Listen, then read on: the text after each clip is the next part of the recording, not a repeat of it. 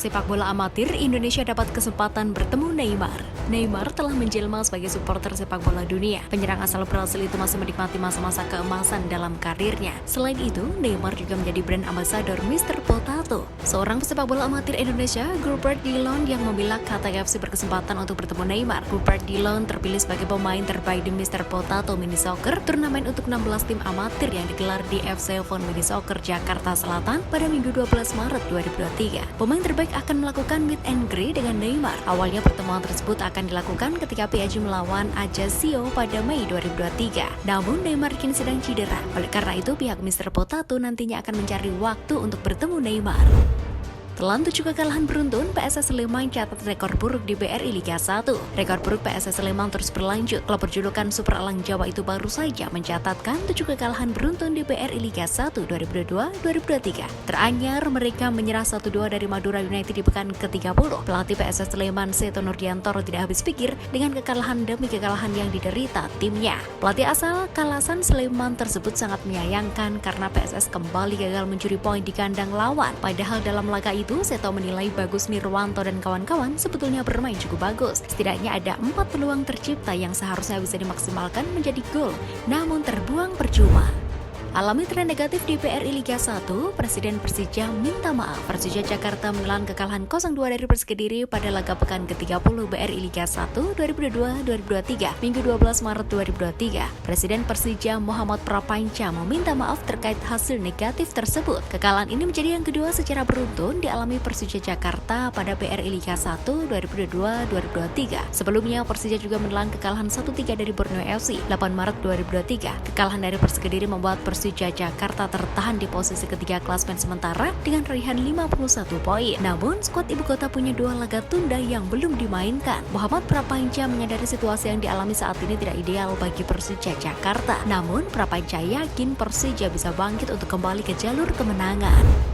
Pengganti Zainuddin Amali yang mundur dari Menpora. Presiden RI Joko Widodo alias Jokowi menunjuk Muhadjir Effendi sebagai pelaksana tugas PLT Menteri Pemuda dan Olahraga Menpora RI pengganti Zainuddin Amali. Amali memutuskan mundur dari Menpora setelah terpilih sebagai Wakil Ketua PSSI untuk periode 2023-2027 dalam Kongres Luar Biasa KLB PSSI pada 16 Februari 2023. Muhadjir yang juga berstatus sebagai pembantu Jokowi dalam Kabinet Indonesia Maju adalah Menteri Koordinator Bidang Pembangunan Manusia dan Kebudayaan Menko PMK RI. Namun, Jokowi belum bisa menetapkan pengganti definitif buat posisi yang ditinggalkan Amali yang meletakkan jabatannya sebagai Menpora pada pekan lalu. Jokowi juga telah bertemu dengan Amali pada Senin 13 Maret 2023 pagi waktu Indonesia Barat untuk menyetujui pengunduran dirinya sebagai Menpora.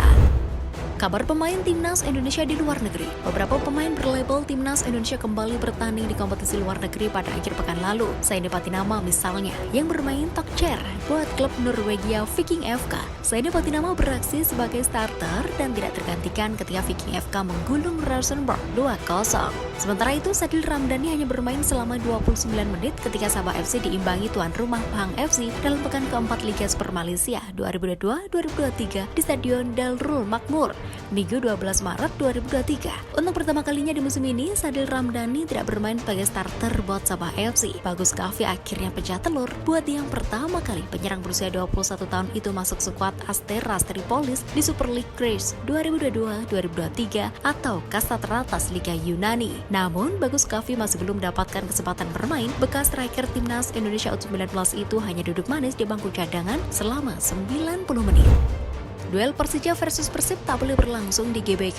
Ketua Umum The Jackmania, Diki Sumarno, mengutarakan kekecewaannya karena duel tunda pekan ke-28 BRI Liga 1 2022-2023 antara Persija Jakarta kontra Persib Bandung dilarang berlangsung di Stadion Utama Gelora Bung Karno. Duel Persija Jakarta versus Persib Bandung dilarang berlangsung di SUGBK karena venue tersebut memasuki tahap pemulihan setelah menggelar 2 konser musik akbar. Larangan itu disampaikan secara langsung oleh Ketua Umum PSSI Erick Thohir Senin 13 Maret 2023. Menurut Diki Sumarno, larangan ini menambah masalah baru buat Persija Jakarta. Diki berharap pihaknya bisa keluar dari kekecewaan tersebut sesegera mungkin. Diki juga menyebut pihaknya masih menanti kabar terbaru mengenai duel Persija versus Persib yang akan digelar pada 31 Maret mendatang. Menurut dia, belum ada informasi mengenai laga akan digelar dengan penonton atau tidak.